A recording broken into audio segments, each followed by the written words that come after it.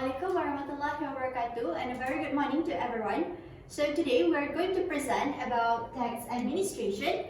First of all, we're going to introduce our members. My name is Fatima Zahra. My name is Aina. My name is Iffah binti Yusufi. My name is Fathihah. Alright, so first of all, I'm going to explain about returns. So as we know, every individual in Malaysia have to pay tax. Either he is a non-resident or resident in Malaysia. So they have to declare his income to Inland Revenue Board of Malaysia, IRBM, or also known as LHDN. Okay, next, taxpayer is responsible to submit the income tax return form and make income tax payment yearly prior to due date. This means that every taxpayer has to submit the income tax return form.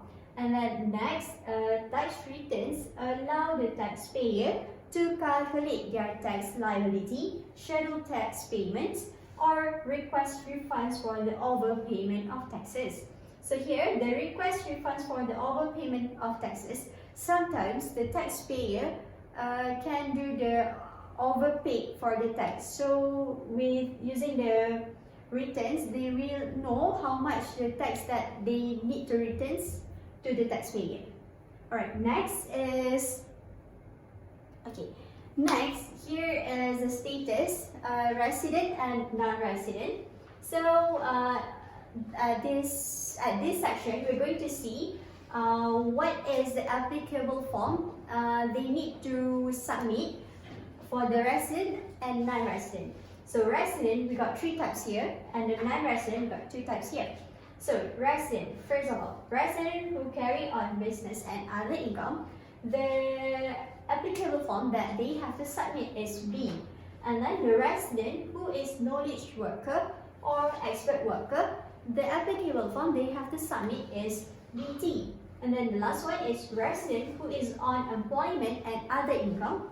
The applicable form they need to submit is BE. And then next, we move to the non-resident. So here, non-resident, resident who carry on business, employment, and other income must submit the applicable form M. And then next, the resident who is business, employment, and other income, which is knowledge worker, have to submit the applicable form MT. So that's all for the guideline in which type of form they have to submit. Next is the assessment.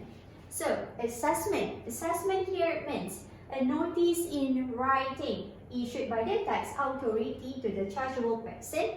Chargeable person is the person who needs to pay the tax. And then the assessment will state the amount of income tax payable, and the assessment notice is known as Form J. Alright, so the Director General, we also known as DG, may reject the returns and determine the tax payable based on the best of his judgment. DG, he can reject the return and he also can determine the tax based on his judgments. Alright, so there's just a few types of assessment. I'm not going to explain all, but I'm going to choose 3 out of 8 here. So first is the original assessment. Original assessment is the assessment that made in accordance to the particular provided by the taxpayer or the agent. So that is the original assessment. Next is the reduced assessment. So reduced assessment. Reduced assessment is there is an appeal against the assessment. Alright, so the taxpayer may reach an agreement with the DG during the review of assessment, or he needs to win the case through the appeals they make. That is. So next is additional assessment. Additional assessment may be raised by the DG in the following circumstances. There's a few circumstances to be made here. There's a few circumstances to look at here. So first of all is the taxpayer had omitted certain income while making the return. So, and it is detected by the DG. Next circumstances is the tax had been refunded to the taxpayer, but there's an error.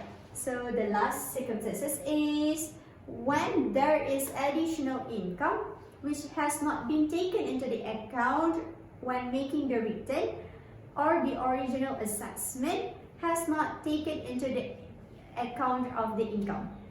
So there is a few circumstances there. And then I'm continuing with the type of assessment, which is composite assessment. There is also have increased assessment, advanced assessment, and the last one is protective assessment. So next we're going to talk about. Alright, so I will explain about self-assessment, which is beginning from year assessment 2004. Individual will be on self-assessment, and this includes to employees or proprietors who carry on business and individual partner in partnership. And every individual will assume to bear the primary duty to revise his tax, complete his income tax liability, and account for his tax payable in the current year. So I will next I will explain about the step for individual to complete their self-assessment. Firstly, individual is responsible to keep document, which is in section 82 of the Act. An individual must keep and retain in safe custody sufficient records for a period of 7 years from relevant year. And then this document can use to claim an IRB to deduct the income tax, and the purpose of keep document is for ascertaining his taxable income and tax payable. And then individual should have the printed receipt with serial number if the sales of goods exceed 150,000 or the provision of service exceeds 100,000. And then document means statement of income and expenditure, invoice, voucher, receipt, and other document necessary to verify the particular in tax return. For individuals who fail to keep the record without reasonable excuse should be liable to fine that not less than 300 or until 10,000 or imprisonment for a term not exceeding 1 year or both. Alright, so next step is submission of return. As you know, every individual, they must fill out the return and submit it to the IRB on a year latest every year. And then return form that they need to submit is payslip. And then for individual taxpayer with business income, they should submit their return not later than 30 June in the year following in year assessment. And then for individual with employment income, they have to submit return at the latest by 30 April of the following year. So next step is payment of income tax. Individual who have employment income, they will have his tax deducted monthly by his employer under the scheduler tax deduction system. From year assessment 2015, scheduler tax deduction will continue to operate on employment income, but individual is required to pay his tax on business and investment sources by installment. And then the payment of income tax for all individuals can be made over the counter of IRB branches, payment via internet, ATM, CDM, and CAM. Okay, next deemed assessment is the next step for self-assessment. An individual has to submit his written Form DE by 30 April 2020 or Form B by 30 June 2020 for income derived in the year assessment 2019. This means that that individual must fill up Form B or Form BE to submit their income, their written tax income. Okay. Next is the DJ or Director General shall be deemed to have made an assessment on the day the return is submitted, and the balance of income tax payable on an assessment raised after deducting the tax on installments and the STD shall be accounted for on the date the return is submitted. Okay, next is amendment of return. With effect from year assessment 2019, taxpayer is allowed to amend their tax return within 6 months from the date of submission of such tax return to the IRB. If the taxpayer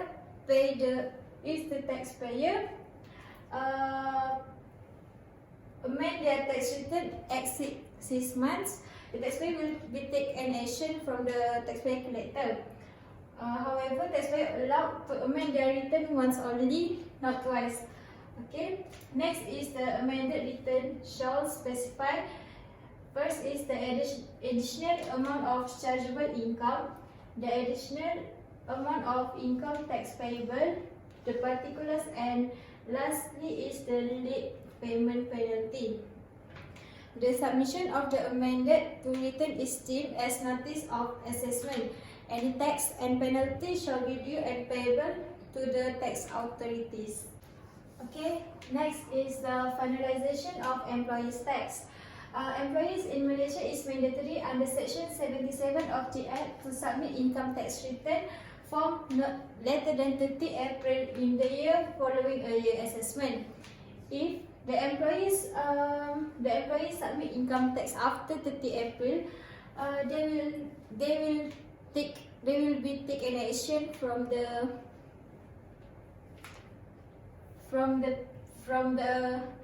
DZ. Okay, so next is for e-filing. The due date is extended to 15/5/2020. Okay. The government, as a part of its tax reform, allows employees making election for not submitting tax return, and monthly tax deduction by its employer will be deemed final tax. Okay. From finalization of employees' tax, this would mean that Form BE for year assessment 2019 has to be submitted not later than 30 April 2020. Okay, so next is legislation under finalization of employees' tax. Okay, first is Section 77C was legislated governing such element. The prerequisite would be the first, the income comprised only employment income. It means that the income is come from their main employment. Okay, so next is monthly tax deduction has been made by his employer. The tax is not borne by the employer, thus no tax on tax issues, and the employee's spouse does not elect for joint assessment. On the above condition are fulfilled and no tax return from BE to IRB has been submitted by such an employee. The employee would be deemed to have made an election under Section 77C. Okay. The total monthly tax deduction in the year assessment shall be deemed to be the amount of income tax payable for that year assessment. Okay, so next is power of DG. The IRB empowered to disregard Section 77C in the event DG, which is Director General, is of the opinion that fraud, willful default or negligence had been committed by such an employee. Additional assessment would be raised to record tax under charge with additional penalties ranging from 45% until 100% on such tax under charge.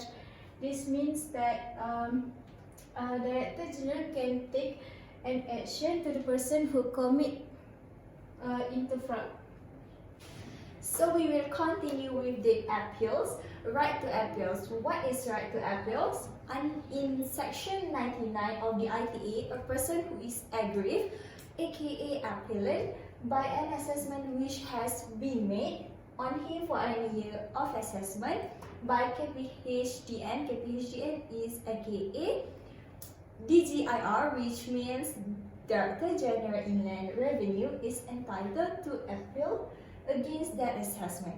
So, this provision shall not apply for the following cases. First, deemed assessment under section 90 subsection 1 of the ITA, or deemed assessment for amended income, and tax return form under section 91A of the ITA. Okay, next is an appeal must be made by submitting Form Q not later than 30 days after the notice of assessment has been served. Okay, in section 99, subsection 1 of the ITA provided that appellant has to submit 4 copies of Form Q for each year of assessment, and make sure that at least one copy is an original, and whereas the another 3 copies can be photocopy. Okay, next. This is the important thing, because the appellant have to know the content of Form Q, which is first the date and amount of tax payable. Second one is detailed grounds or appeal containing other particulars. And the third one, the appellant who is chargeable to tax have to sign the Form Q. And the second last one is a tax agent or any lawyer cannot sign the Form Q. And the last one is any rejection or incomplete Form Q will be written to the appellant. Next is late appeal, which is Form N. An application for extension. Form N is an application for extension time for appeal. Okay. If an appeal has not been made, submit within the specific period, which is not later than 30 days. Okay. Second is appellant must give a good reason. As example, absent from the country, or another is a victim of natural disaster, and any good reason. And the third one is Form N must be sent to IRB branch office. Appellant must also submit 2 copies of N as usual, 2 copies of Form N for each year assessment, and at least 1 copy of is an original, and another 1 copy is photocopy. And the last one, in the final of the submission form, if the application is rejected, the appellant will be notified by SCIT. What is SCIT? Is Special Commissioner of Income Tax, is a competent tribunal of appeals in hearing and determining appeals from taxpayers pursuant. Okay, and the appellant has no right to further appeal anymore. Next one is penalty and offence. In section 112, subsection 1 of the Act, provide that any person who makes default in furnishing a return in accordance with subsection 771 or 778 subsection 1 in respect of any year assessment for 2 years or more shall, if he does so without reasonable excuse, be guilty of an offence and shall, or on conviction, be liable to first, fine not more than 1,000 and not more than 20,000, or imprisonment not later than 6 months, or both. Second one is a special penalty equal to treble the amount which the DG, Director General, may according to the best of his judgment. Alright, so I'm going to continue about the penalties and offences. So here, as per Income Tax Act ITA 1967, any person who committed for an offence will be fined either through penalty or imprisonment or both, depending on severity or the number of offences. So here is a summarize about the offences, fines and penalties for each offence. So first of all, I'm going to start with the type of offences. So firstly, if failed to furnish an income tax return form under section 112 subsection 1, the amount of fine is 200 to 2,000 or imprisonment or both. The next one, the amount of fine and the provision is the same, but the type of offences is fail to give notice and chargeability of tax. Alright, so for the next one, the amount of fine is 1,000 to 10,000 and 200% of tax under charge, and also under provision 113 subsection 1A. So this one, the type of offences for these two offences, the amount of fine is just the same. So firstly, offences is make an incorrect tax return by omitting or understating any income. The next one is give any incorrect information in matters affecting the tax liability of a taxpayer or any other person. But this one, it is fall under section 113 subsection 1, but the amount of fines is just the same. Alright, we proceed. The next one. Alright, the next one here is the willfully and with intent to evade or assist any other person to evade tax. So here is firstly, assist or advise others to underdeclare their income. It will fall under section 114 subsection 1A, and the imprisonment that the penalty that will be given to this kind of person is 2,000 to 20,000 of imprisonment or both. Alright, so for the next one is attempt to leave the country without payment of tax. This is very illegal, okay? So the subsection, this section is 115 subsection 1. So the penalty that can be given to this kind of person is 200 to 2,000 or imprisonment or both. Alright, so the next one is obstruct any authorized officer of IRBM in carrying out his duties under section 116.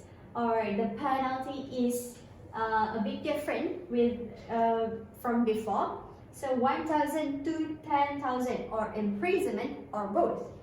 So the next one is if fail to comply with an order to keep proper records and documentation under section 119A.